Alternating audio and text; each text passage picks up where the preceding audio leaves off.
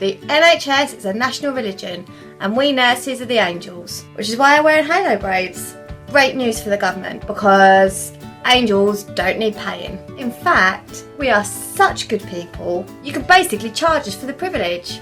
Councillor George Osborne announced today that the government will be scrapping bursaries for student nurses and midwives, a modest, means-tested lifeline for those working around the clock to provide frontline care in the NHS. It's not a massive amount of money. I remember when I was a student nurse, I was so brassic I lived off a block of Stilton for 4 days. It did not end well. Nursing is not just a job, it's a vocation. It already requires you to sacrifice so much more of yourself than your contractual hours. But to be honest, pretty poor remuneration. You don't survive if you're motivated by anything other than a genuine desire to nurse. This government cut thousands of student nurse training places. Now they turn around and say you can have some of those places back over 5 years, provided that they're paid for by student nurses themselves by taking on £40,000-50,000 worth of debts. Remember when those bastard student nurses caused an international financial meltdown for their kindly nature and their slow drug rounds?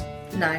There is a global nursing shortage. We need to be creating training places in academia and in clinical practice without putting up further barriers to the profession. The 3% increase in NHS funding is neither here nor there when we can't fill the vacancies we already have. And it's a sticking plaster in the context of £22 billion worth of efficiency savings, spiralling private finance initiative debts, and the onslaught announced by George Osborne in his autumn statement on local authorities who provide public health services and social care. We have an ageing population with increasingly complex health and social care needs. If we want people to have a decent standard of care and treatment, regardless of where they live or how much money they have, we can't afford this government. On the sunny side, there is going to be an expansion of talking therapies, and something tells me we're going to need them. Nah, angels don't need therapy, or bursaries, or weekends. Hit subscribe. See you later.